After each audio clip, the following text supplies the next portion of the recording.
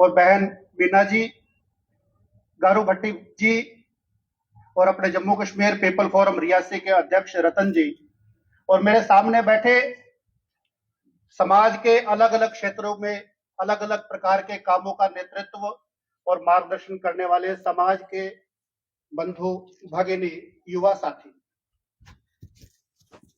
हम सब बहुत बार एक गीत की पंक्तियां सुनते हैं। हम सुनते हैं कि देश उठेगा अपने पैरों, देश उठेगा अपने पैरों, निज गौरव के भान से, स्नेह भरा विश्वास जगाकर जिए सुख सम्मान से। यानी कोई भी देश, कोई भी समाज जब खड़ा होता है तो उस खड़े होने के पीछे उसका जो भाव रहता है और उसकी जो प्रेरणा रहती है वो अपने देशभक्ति का भाव रहता है। जम्मू कश्मीर के अंदर ये जम्मू कश्मीर का देशभक्त समाज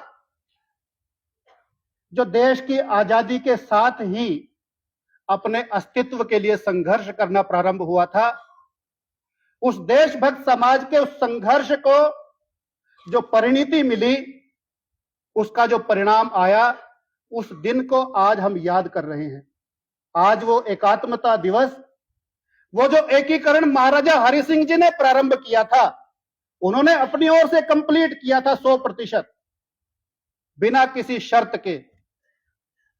लेकिन हमारे राज्य का नेतृत्व और हमारे देश का नेतृत्व उस समय जो दिग्भ्रमित था, उस नेतृत्व की नासमझी के कारण से, और आज एक मैं शब्द कहीं पढ़ रहा था कि नेहरू और अब्दुल्ला की जुगलबंदी के कारण से हमारे इस देश, इस राज्य का जो देशभक्त समाज है, वो समाज इतने वर्षों तक पीड़ित रहा। महाराजा हरि सिंह जी से प्रारंभ हुआ है वो एकीकरण का प्रयास 5 अगस्त 2019 को, और ये पूर्ण हुआ। ये दिन आज हमारे लिए प्रेरणा का स्तोत्र है ही। इसके साथ साथ आज का दिन हमें और भी प्रेरणा देता है। वो किसके लिए? हम सबको याद होगा, आज 5 अगस्त के दिन 2020 के दिन ही राम जन्मभूमि मंदिर पर और भूमि पूजन का कार्यक्रम हुआ था। 500 वर्ष के संघर्ष के बाद मैंने जो पहली लाइनें कही कि देश उठेगा अपने पैरों, जो देश समाज अपने पैरों खड़ा रहता है वो कभी गिरता नहीं है, वो उठता है। ये अपने समाज की विशेषता है। और आज का ये जो कार्यक्रम है,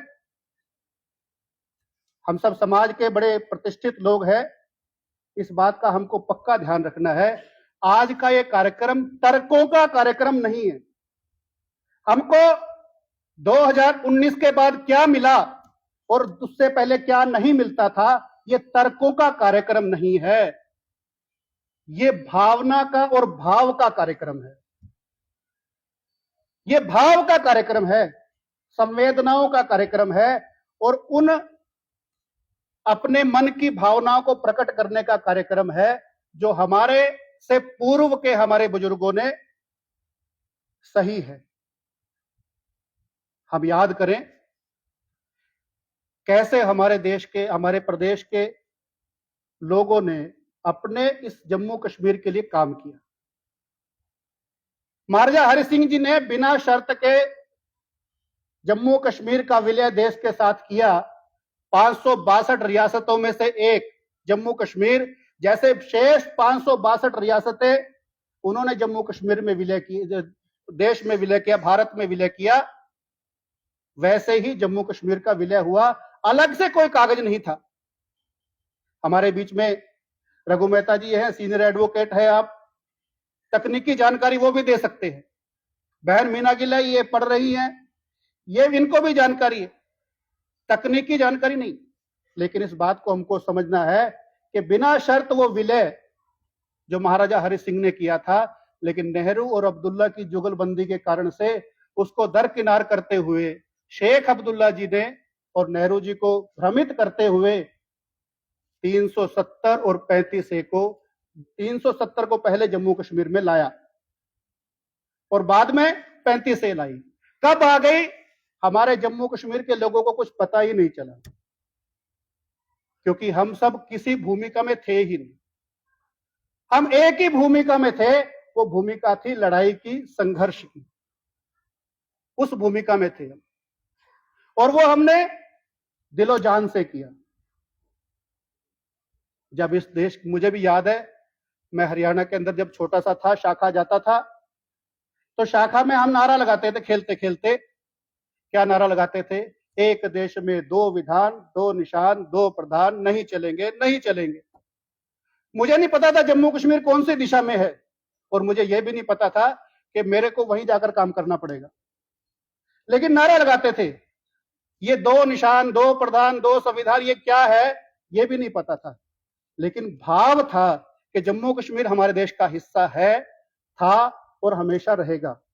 उस भाव के कारण से हम वो नारा लगाते थे, और हम सब ने देखा इसी भाव के कारण से जब डॉक्टर श्यामा प्रसाद मुखर्जी देश जम्मू कश्मीर के अंदर उस परमिट सिस्टम को तोड़ने के लिए आए और लखनपुर के अंदर उनको गिरफ्तार किया गया, उस मौके के बाद जब जम्मू कश्मीर के अंदर ही कि नहीं, केवल पूरे देश के अंदर और उनके समर्थन में जगह जगह पर प्रदर्शन, धरने, सभाएं ये आयोजित हुई। आह्वान किया गया कि जितने भी भवन हैं, क्योंकि देश आजाद हो चुका था और देश का जो सब हमारा चिन्ह है, वो राष्ट्रीय ध्वज हमारा तिरंगा, वो सब बिल्डिंग्स के ऊपर जाना चाहिए, कम से कम सरकारी बिल्डिंग के ऊपर जरूर फहराएंगे।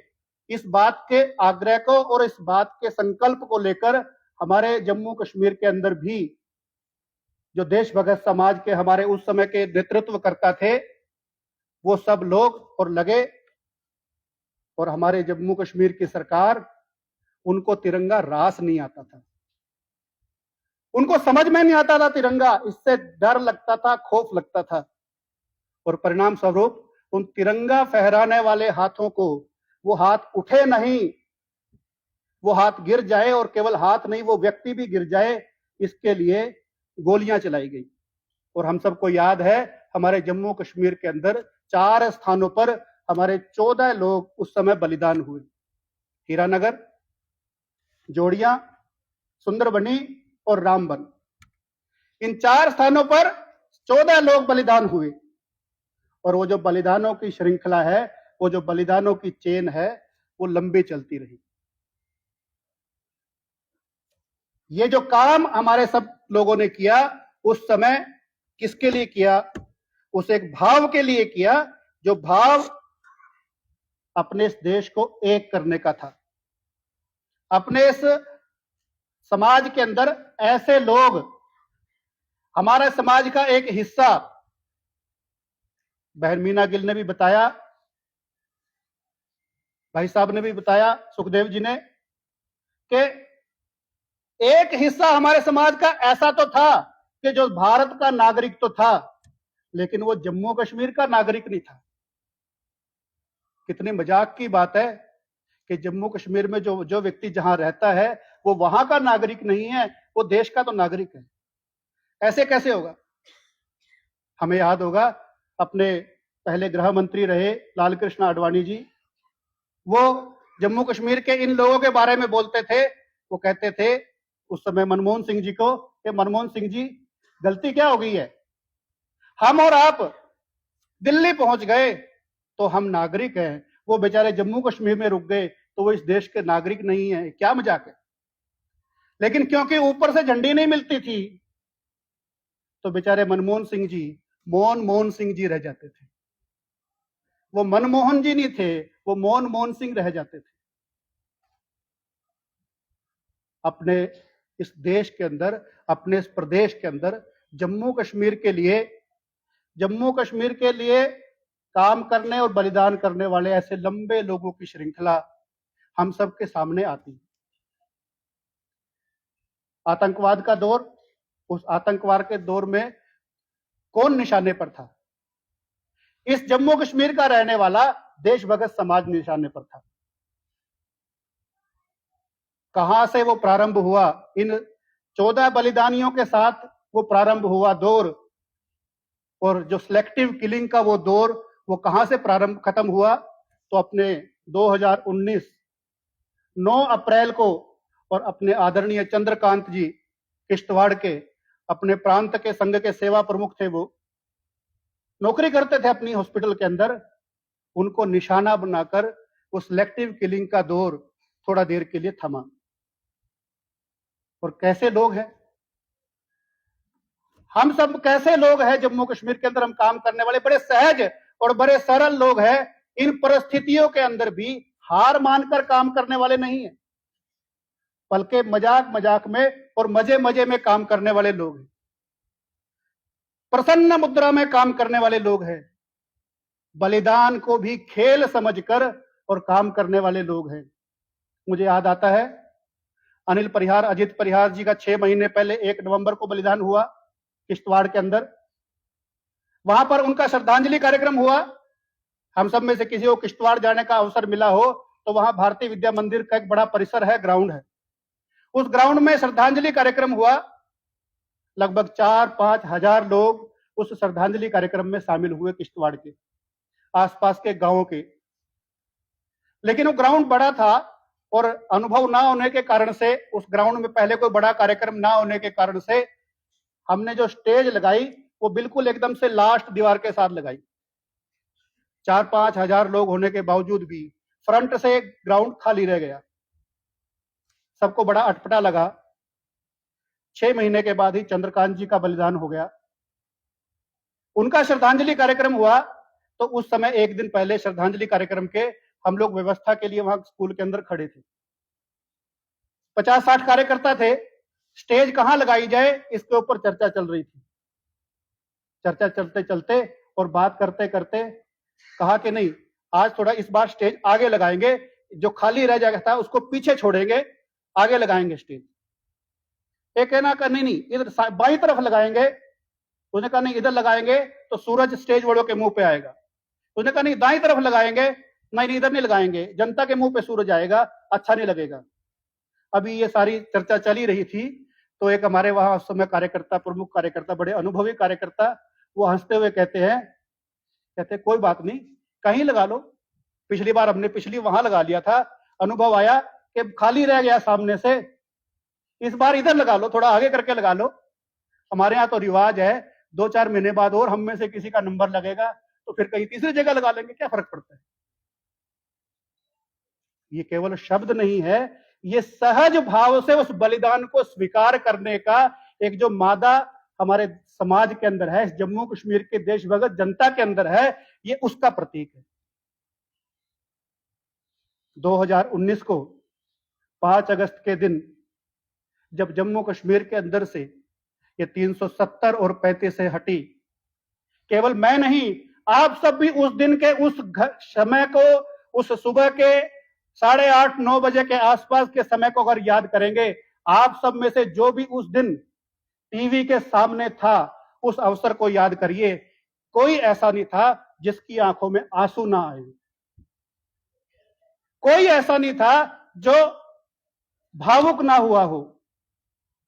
मुझे याद है हम कार्यालय के अंदर ही टीवी के सामने बैठे थे, हमारे प्रांत संघ चालक माननीय ब्रिगेडियर सुचेत सिंह जी वो भी थे, हमने टीवी लगाया हुआ था। जैसे ही ये घोषणा हुई, क्योंकि पता तो था नहीं क्या होने वाला है, कहीं से सूचना मिली थी कि टीवी के सामने सब इकट्ठे रहना, कुछ भी हो सकता है। हम सोच रहे थे शायद पीओजेके का नंबर आने वाला है। हम उस तैयारी में थे क्योंकि उससे पहले जगह जगह आर्मी, यात्रा बंद, सारा कुछ हो गया था। जैसे ही ये टीवी पर आकर और पार्लियामेंट के अंदर गृह मंत्री जी ने यह घोषणा की कि आज के बाद 35A और 370 ये अस्तित्व में नहीं रहेगी, निरस्त की जाती है, उस समय मैं देख रहा था, मैं साइड के चेयर पे बैठा था, आदरणीय ब्रिगेडियर सुचेत सिंह जी एकदम से खड़े हुए और बड़े भावुक होकर, मतलब इस आयु के अंदर, और उनको रोते हुए मैंने पहली बार देखा था। यानी वो हिचकियां ले लेकर रोना शुरू हो गए। हमको लगा कि भी एकदम से बुजुर्ग व्यक्ति हैं, कहीं कुछ गड़बड़ ना हो जाए, थोड़ा पानी वानी पिलाया, बिठाया उनको, कमर वमर मली, हमें लगा कि कहीं कुछ और ना हो जाए, लेकिन उन्होंने कहा ये भाव थे मेरे, और ये भाव केवल उनके नहीं थे, केवल मेरे नहीं थे उस समय, ये सब लोगों के थे। हम सब उन अवसरों के साक्षी बने। इस पीढ़ी का ये सौभाग्य है कि हमने वो दौर भी देखे। मेरे सामने ऐसे बड़े सारे अनुभवी लोग बैठे हैं, बड़ी आयु के लोग बैठे हैं, जिन्होंने वो संघर्ष के दौर भी देखे, और आज इस अनुकूलता के दौर को भी देखने का अवसर हम सबको प्राप्त हुआ है। 2019 के बाद जहां इतने सब लोगों को नागरिकता मिली, लगभग 890 कानून, 890 धाराएं जो जम्मू कश्मीर में लागू नहीं थी, वो जम्मू कश्मीर में लागू हुई। केवल क्या मिला, ये इसका प्रश्न नहीं है, ये भाव और भावना का प्रश्न है, तर्कों का प्रश्न नहीं है, ये समर्पण का प्रश्न है। इस प्रश्न को हमको उसी दृष्टि से देखना है, ऐसा मुझे लगता है। लेकिन अभी भी क्या काम पूरा हो गया? इतना सब कुछ सीधा होने के बाद भी, सब कुछ ठीक होने के बाद भी अभी भी बहुत कुछ होना बाकी है। उसमें बाकी क्या है? तो मुझे लगता है पहली बात है, हम सबको धैर्य रखना बाकी है। हम बहुत जल्दी उतावले हो जाते हैं। देखो जी महाराज के हो यार, लेकिन जब मिलने की बात सोचेंगे, जब मिलने की बात करेंगे, तो वो सौदेबाजी होगी। और हम सब उस विचार और उस परंपरा के नहीं है कि जहां सौदेबाजी हो। हम सब जिस विचार और परंपरा के हैं, वहां केवल देना सीखा जाता है, वहां केवल देने का भाव रहता है, वहां से प्राप्त करने का भाव ये नहीं रहता।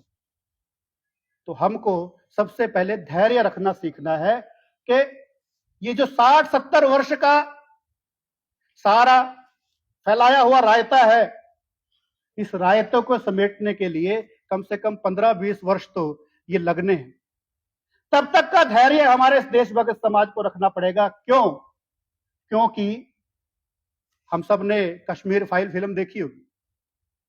कश्मीर फाइल फिल्म के अंदर, अंत के अंदर, वो प्रोफेसर जो थी, प्राध्यापिका जो थी, उनका डायलॉग हमको याद होगा। वो कहती थी सरकार बेशक तुम्हारी है, लेकिन सिस्टम तो हमारा है। उस सिस्टम को भी हमको याद रखना पड़ेगा। करने वालों की नियत में कोई अंतर नहीं है, कोई फर्क नहीं है, और कोई कोताही नहीं है, लेकिन वो जो सिस्टम है, उस सिस्टम को भी हमको समझना पड़ेगा। इसलिए मैं कहता हूं कि हमको धैर्य की भी आवश्यकता पड़ेगी। और उसके लिए हम सबको क्या करना पड़ेगा?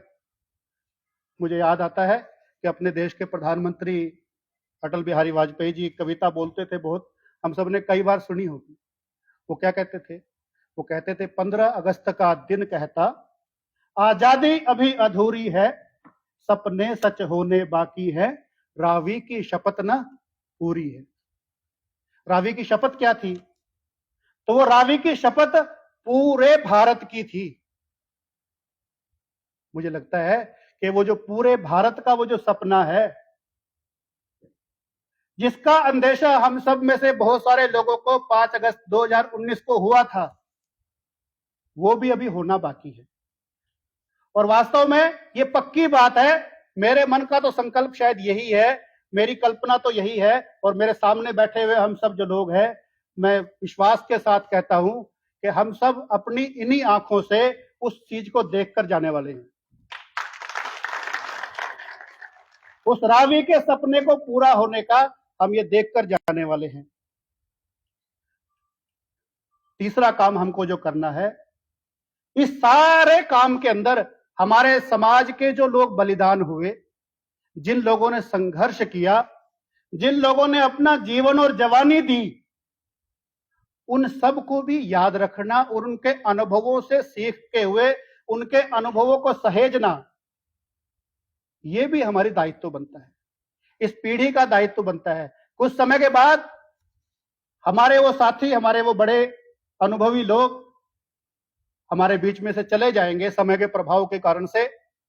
उस समय के उनके वो अनुभव हमारे साथ नहीं रह पाएंगे, उनको सहेजना। हमारे आसपास इस प्रकार का भागीदार व्यक्ति, कोई कार्यकर्ता अगर हमको मिलता है तो उनकी छोटी वीडियोस हम बनाएं और उनको सोशल मीडिया पे फेंकें, ताकि कुछ अच्छी चीजें भी सोशल मीडिया के ऊपर ट्रैवल करें। अपने उन वरिष्ठ लोगों को, उनके अनुभवों को समझना, सीखना, ये भी हमारे काम है। दूसरी बात, चौथी बात जो हमको लगती है वो क्या है, हमारे आसपास बहुत कुछ चलता है, बहुत कुछ होता है, अच्छा भी होता है, खराब भी होता है। मनुष्य की प्रवृत्ति है, हमारी विशेषता है, हमको खराब अधिक दिखता है, अच्छा थोड़ा सा कम दिखता है। इसलिए हमको एक और बात करनी है, अच्छे का साथ देना है, अच्छे होने वाले काम का साथ देना है और खराब होने वाले काम का विरोध करना है। यह भी हमारा एक चौथा दायित्व है। और अगर मुझे लगता है कि हम इस दायित्व को अपना पूरा करेंगे तो मैं फिर से अपने प्रधानमंत्री आदरणीय अटल बिहारी वाजपेयी जी की 4 लाइनें बोलकर अपनी बात पूरी करूंगा। अगर ये हम करेंगे तो क्या होगा, वो कविता बोलते थे कि दिन दूर नहीं खंडित भारत को पुनः अखंड बनाएंगे, गिलगित से गारो पर्वत तक आजादी पर्व मनाएंगे। उस स्वर्ण दिवस के लिए आज से कमर कसे बलिदान करे, जो पाया उसमें खो ना जाए, जो खोया उसका ध्यान करे, जो खोया उसका ध्यान करे।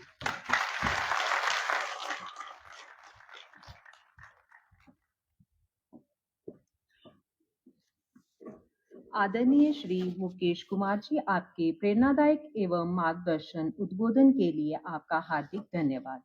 अब मैं आज के कार्यक्रम के अध्यक्ष आदरणीय श्री रघु मेहता जी से विनम्र अनुरोध करती हूँ कि वह अपना अध्यक्षीय उद्बोधन देकर हम सभी का मार्गदर्शन करें। श्री रघु मेहता जी, जोरदार तालियों से उनका स्वागत करें।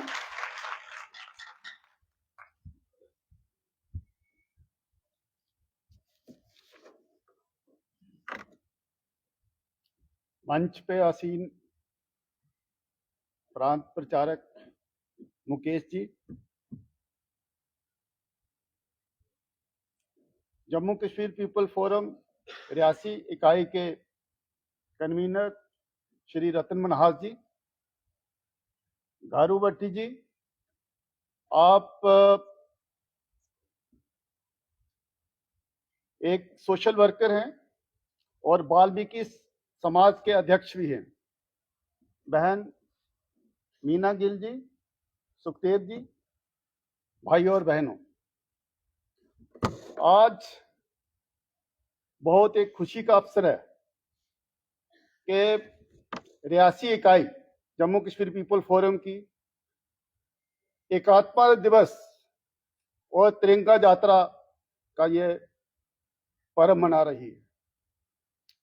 मैं ये सोचता हूं कि हिंदुस्तान की जो इंडिपेंडेंस लड़ाई लड़ी गई, वो हिंदुस्तान के लोगों ने ब्रिटिश रूल के खिलाफ लड़ी, लेकिन जम्मू कश्मीर के अंदर जो आजादी की लड़ाई लड़ी गई, that was against the Dogra rule. और आजादी के बाद हिंदुस्तान को तो आजादी मिली, लेकिन जम्मू की देशभक्ति जो समाज था वो गुलामों की जंजीरी में आ गया। और उसके फलस्वरूप जहां पे एक देश में रहने के बावजूद भी हमें ऐसा महसूस होता था कि जब हम किसी दूसरे कंट्री में रह रहे हैं, जहां पे 2 निशान हैं, झंडे 2 हैं, प्रधान 2 और विधान कॉन्स्टिट्यूशन 2। एक देश के अंदर ये कभी नहीं हो सकता, लेकिन ऐसा हुआ। और इवन कहीं भारत के किसी व्यक्ति को जम्मू कश्मीर में आना पड़ता था तो उसको लखनपुर में परमिट लेना पड़ता था, स्टेट की एडमिनिस्ट्रेशन की इजाजत लेनी पड़ती थी। और उसी के फलस्वरूप डॉक्टर श्यामा प्रसाद मुखर्जी ने अपना सुप्रीम सैक्रिफाइस इसी चीज के लिए दे दी कि एक देश के अंदर दो कॉन्स्टिट्यूशन नहीं हो सकते, दो निशान नहीं हो सकते, दो प्रधान नहीं हो सकते। और उसके फलस्वरूप जम्मू कश्मीर की देशभक्त जो जहां के रहने वाले लोग थे, उन्होंने एक बहुत बड़ा आंदोलन पंडित प्रेमनाथ डोगरा जी के रहनुमाई में एक किया, और वो इस टॉपिक पे था कि जहां दो कॉन्स्टिट्यूशन नहीं हो सकते, दो निशान नहीं हो सकते, दो प्रधान नहीं हो सकते। और मुझे याद है, मैं बचपन से ये सुन रहा था। मेरे ताया जी, मेरे पिताजी 11 महीने श्रीनगर जेल में रहे, और इतनी उनको कठिनाई, इतनी मुसीबतें झेलनी पड़ी। इवन ये कहा जाता था कि जब उनको खाना खिलाया जाता था तो उसके अंदर जो है ना मिट्टी डाल दी जाती थी। और इतनी दुर्दशा एक बंदे की नहीं, बल्कि जो भी देशभक्त जहां के लोग और इस एजिटेशन में शामिल थे, उनको वहां बहुत सी जेल में रखकर यातनाएं दी गई। और इवन जैसे माननीय मुकेश जी ने कहा कि हीरानगर के अंदर और बाकी कई जगह के अंदर जो है वो गोलियां चली, और देशभक्त जो हमारी जनता थी उनका जो है वो शहीद हो गया। और इसी चीज को देखते हुए जब 2008 में अमरनाथ यात्रा, अमरनाथ की जो एजिटेशन चली और संघर्ष समिति ने वो ऐतिहासिक जीत हासिल की, तो उसके बाद ये महसूस किया गया कि एक ऐसी बॉडी बननी चाहिए जो समाज के ज्वलंत मुद्दे जो हैं उसको जो समाज में आगे ले सके और गवर्नमेंट के सामने रख सके। और उसके फलस्वरूप 2009 से जम्मू कश्मीर पीपल फोरम जो है वो काम कर रही है। और उसका सबसे बड़ा जो मुद्दा था वो 370 और 35A सेक्शन जो कॉन्स्टिट्यूशन के अंदर लगी है, उनको हटाने के लिए हमेशा कार्यरत रहते थे। और हमारे सारे कार्यकर्ता जो है वो इस मुद्दे पर काम करते थे कि जो लोग अपना वाल्मीकि समाज है, वेस्ट पाकिस्तान रिफ्यूजी है, पीओजे के रिफ्यूजी हैं, हमारी बहनें जो शादी के बाद अपना राइट्स, सर्विस राइट्स और लैंड राइट्स सारा उनका खत्म हो जाते थे अगर वो जम्मू कश्मीर से बाहर कहीं शादी होती थी। तो इस सारी चीजों के लिए जम्मू कश्मीर पीपल फोरम हमेशा काम करता रहा है, और अल्टीमेटली उसको इस बात की सक्सेस जो है वो 5 अगस्त 2019 को मिली। और उसके बाद आपको पता है कि कितना बड़ा जो है वो जम्मू कश्मीर के अंदर चेंज हो गया है। तो इन सब चीजों को ध्यान में रखते हुए आज मैं जम्मू कश्मीर पीपल फोरम रियासी इकाई को एक साधुवाद देता हूं कि उन्होंने आज ये सारा प्रोग्राम बड़े सक्सेसफुल तरीके से इसको अंजाम दिया है। और आप सब लोग इस प्रोग्राम में शामिल हुए, इसके भागीदार बने, आप भी साधुवाद के हकदार हैं। धन्यवाद।